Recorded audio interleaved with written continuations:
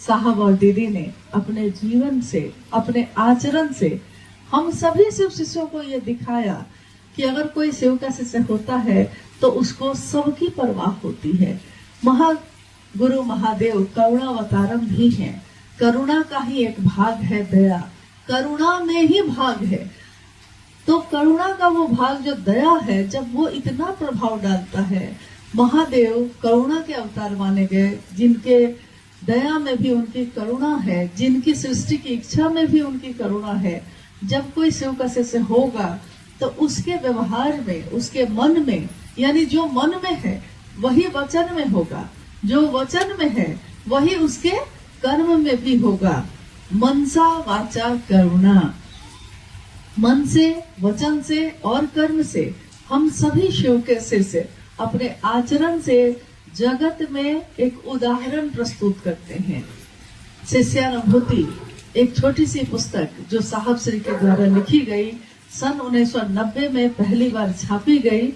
उस समय साहब पटना में ही रहते थे और जब वो छापी गई, साहब के जीवन में, उनके घर में पैसे का अभाव था।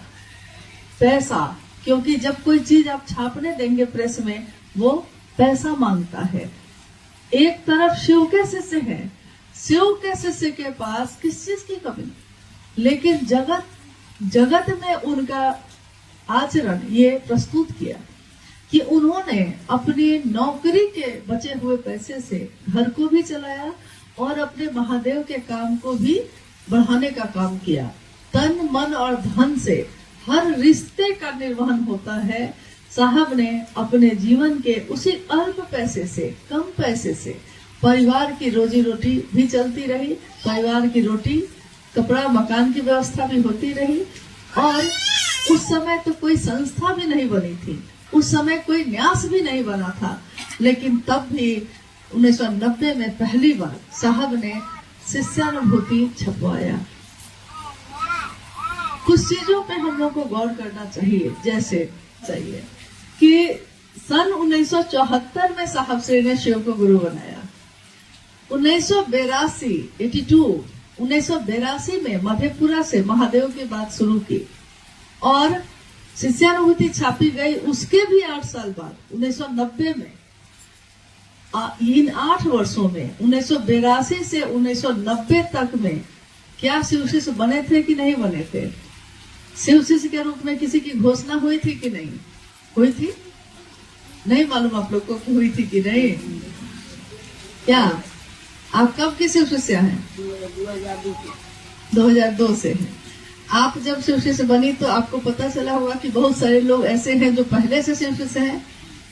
आपके लखीसराय में पता चला होगा, कोई 1993 का है, कोई 95 में शिव शिष्य बना था, कोई जब साहब ने शिव की बात शुरू की मधेपुरा में, तो मधेपुरा में भी तो बना था, 1982 से बना था ना। लेकिन आने वाले 8 वर्षों में साहब को जरूरत क्यों नहीं पड़ी कि उन्होंने शिष्यानुभूति छपवाई? साहब ने 3 सूत्रों को कागज में छपवाया। क्यों, क्या जरूरत पड़ी? इससे पहले जरूरत क्यों नहीं पड़ी? क्योंकि जब उन्होंने महादेव की बात शुरू की तो साहब ने कहा, मेरे अंदर, एक शिव के शिष्य के अंदर ये एक आध्यात्मिक आह्लाद था, बेचैनी थी इस बात की, आह्लाद था इस बात का। आह्लाद का अर्थ होता है दिल से खुश हो जाना।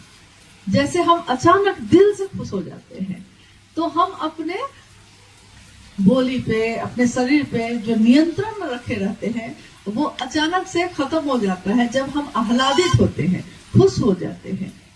कितने बच्चों को आप देखिएगा कि टॉफी दीजिए तो वो एकदम कूदने लगेगा, जंप करने लगेगा, मतलब आह्लादित हो गया, खुश हो गया, एकदम मन खुश है उसका।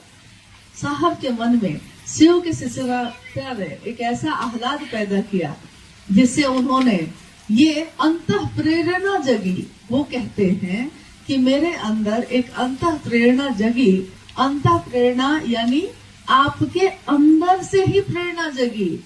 आपको किसी ने कहा नहीं कि आपको ये काम करना है, आप खुद ही सोचते हैं कि ऐसा करना चाहिए। अंतः प्रेरणा जगी कि दुनिया के लोगों तक इस बात को पहुंचाएंगे कि महादेव गुरु हैं, दुनिया के लोगों तक पहुंचाएंगे। अब देखिए उस समय में दुनिया में जनसंख्या कितनी होगी, खरबों, लाखों, करोड़ों, अरबों, खरबों, महासंख्य आदमी की गणना इतनी तक है। पूरी दुनिया में अगर इंसान की गिनती की जाए तो कितने इंसान होंगे, गिनती ही खत्म नहीं होगी, क्योंकि प्रतिदिन लोग पैदा हो रहे हैं, प्रतिदिन किसी की मृत्यु भी हो रही है, तो गिनती कभी खत्म नहीं होगी। एक तरफ शुरू कीजिए, जब तक थोड़ा सा पहुंचिए तब तक इधर जनसंख्या और बढ़ चुकी रहती है, तो गिनती नहीं हो सकती। और एक तरफ अकेले अकेले एक इंसान, एक आदमी जो शरीर से बहुत ताकतवर नहीं है, जो पहलवान जैसा नहीं है, जो अघोरी की तरह दाढ़ी और रुद्राक्ष की मालाओं को धारण करके नहीं बैठा है, जो गृहस्थ आश्रम में रहते हैं, जो दुबले पतले से कोमल शरीर के साहब हरिनानंद जी और कोमल ही हमारी माँ नीलमानंद एक छोटे से गृहस्थ परिवार में रह रहे हैं। और उस समय उन्होंने संकल्प लिया इतना बड़ा। बल किसका काम कर रहा था उस समय? हमारे आपके साथ तो 5, 10, 20 लोग चलते हैं, तब भी हम कमजोर अपने आप को महसूस करते हैं। कहते हैं कि कैसे जाएंगे, 5 आदमी रहता तो ठीक रहता। लेकिन उस अवस्था में जब कहीं कोई नहीं था साथ देने के लिए, साहब ने ये संकल्प लिया और बहुत आह्लादित मन से लिया।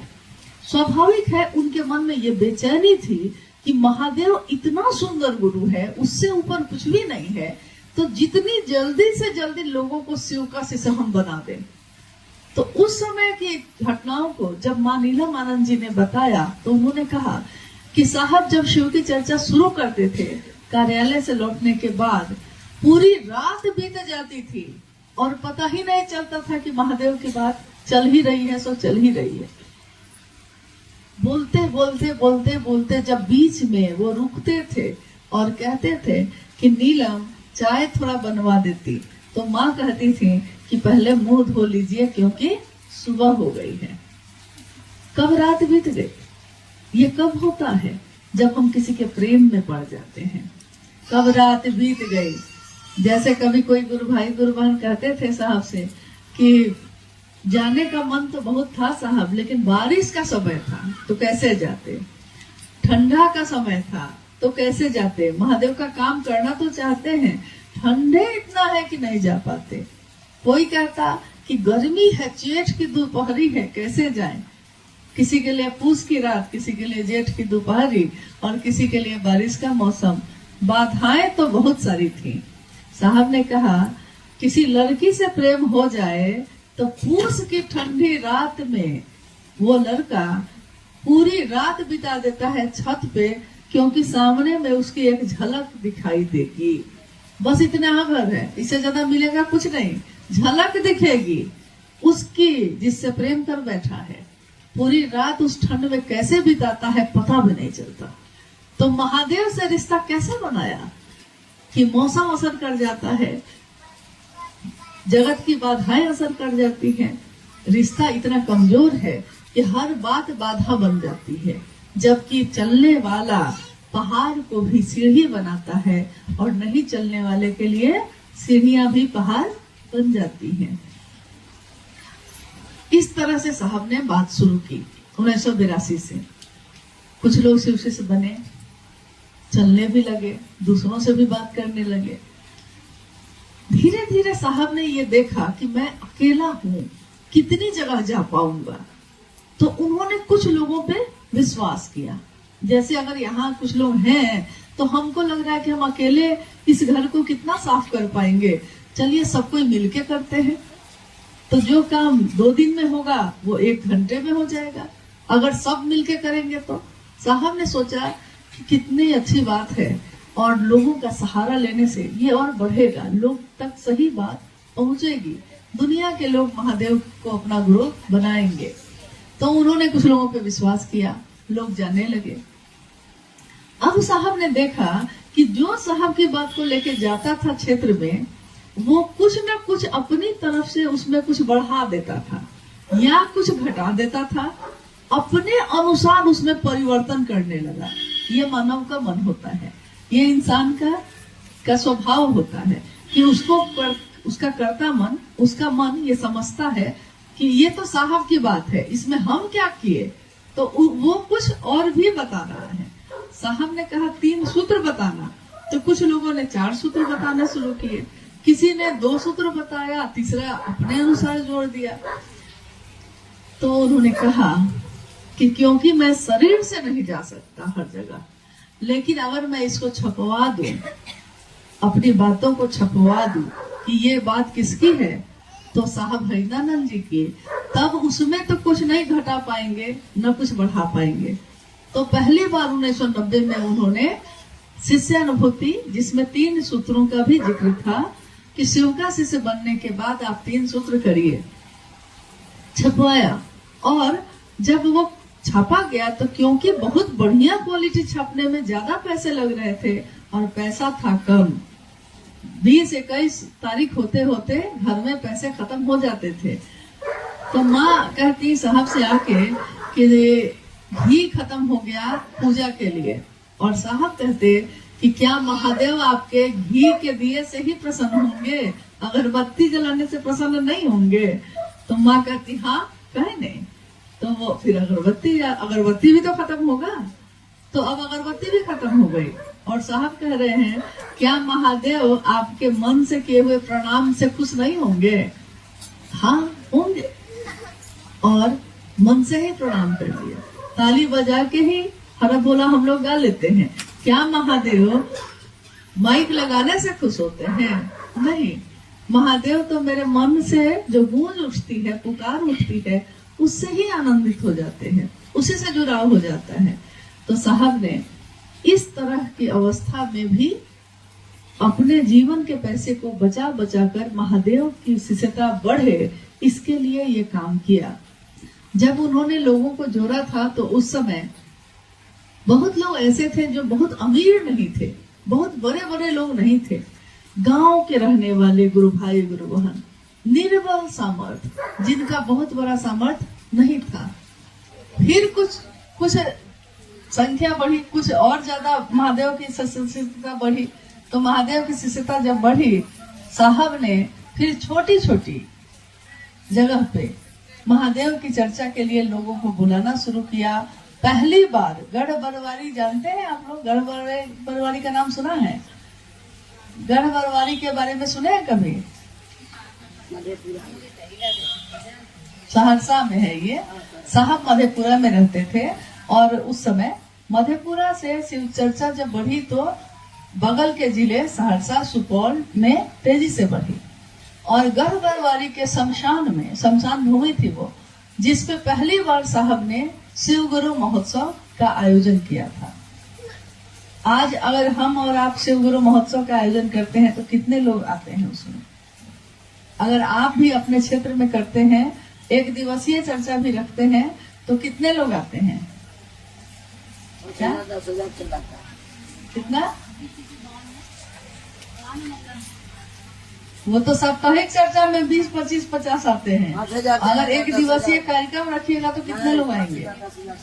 हाँ, बिहार में रखिएगा तो 5,000, 10,000 लोग गुरु भाई गुरु बहन के चर्चा रखने पे आ जाते हैं। और पहली बार जब साहब के द्वारा रखा गया तो 13 लोग थे उसमें। 13 लोगों में जिसमें खुद साहब और माँ, उनके 3 बच्चे, 5 तो यही हो गए नहीं, तो 13 लोगों से वो शिव चर्चा पहली बार रखी गई। उस दिन साहब ने कहा, हम जब कहते हैं क्या साहब का शरीर उतने दिन आगे जा चुका था? नहीं, उस दिन उन्होंने कहा कि आज जो 13 लोग हैं, एक दिन 13 करोड़ होंगे। तो जो गुरु भाई गुरु बहन थे, वो लोग अचंभित होके देखने लगे कि 13 आदमी भी बड़ी मुश्किल से हम लोग जुटे हैं, और 13 करोड़ होंगे, ये कब होगा? ये कैसे हो सकता है? असंभव। किसी दिन किसी ने कहा था कि चांद तो मामा है, चांद पे कोई जा कैसे सकता है? उस दिन उसके लिए ये अचंभे की बात थी। और आज कोई कहता है तो लोग कहते हैं हाँ, चांद पे तो कितने लोग जा चुके। अब मंगल पे जा रहे हैं। देखिए, जिस दिन एक दिन कल्पना थी, ये घर एक दिन कल्पना में बना था। हमारा आपका घर एक दिन तो मन में बना था, फिर कुछ साल के बाद आप बनाए होंगे। आपने उसी दिन मन में सोचा होगा इस जमीन पे घर बनाएंगे, सोचा होगा, लेकिन इसके लिए इच्छा के साथ ज्ञान लिया, क्रिया किया, तब कहीं जाके घर बनता है। साहब और दीदी के जीवन में उसके बाद काफी तेजी से परिवर्तन आते गए, और एक तरफ गृहस्थ आश्रम और एक तरफ महादेव का आश्रम, दोनों चलता रहा। दोनों बातों में एक साथ संतुलन के साथ बढ़ते रहे। शिष्यानुभूति जब छपी थी तो साहब ने कहा था, लोगों ने जब कहा, उस समय के गुरु भाई गुरु बहनों ने कहा कि कितना पैसा लिखा जाए, कितनी कीमत रखी जाए इसकी, क्योंकि किताब छपेगा, कागज छपेगा तो पैसा लेगा ना प्रेस वाला, ये पैसा हम लोग कहाँ से लाएंगे। और साहब ने कहा उस दिन, शिष्यानुभूति की कीमत कभी नहीं ली जाएगी, क्योंकि इसकी कीमत पैसे से नहीं चुकाई जा सकती। और उन्होंने शिव के शिष्य साहब हरिंदरानंद जी ने उसमें लिखवाया, मूल्य आपका शिव शिष्य होना, आपका शिव शिष्य होना ही इस शिष्यानुभूति का मूल्य है। जिसने लिया है उसको चुकाना है। चुकाने के लिए क्या करेंगे? महादेव गुरु हैं, दीक्षा दिए हैं, तो हमारे मन में महादेव का प्रवेश हुआ है। अब महादेव को से दीक्षा लिए हैं। दीक्षा मतलब क्या हुआ? क्या महादेव आके काम में मंत्र दिए हैं? ये विचार हमारे मन में प्रवेश करता है। ये विचार, ये सोच हमारे मन में आती है कि महादेव मेरे गुरु हैं, मैं उनका शिष्य हूँ। हे शिव, आप मेरे गुरु हैं, मैं आपका शिष्य हूँ, मुझे शिष्य पर दया कर दीजिए। बस ये विचार, ये सोच, ये महादेव की दीक्षा है। यही दीक्षा है। शिव के शिष्यता में अगर कोई पूछता है कि दीक्षा कैसे देंगे महादेव, तो साहब ने कहा कि यही गुरु की दीक्षा है। इनिशिएशन, प्रारंभ करना, शुरुआत करना ही, विचार करना ही महादेव की दीक्षा है, जो इंसान के मन में जाती है।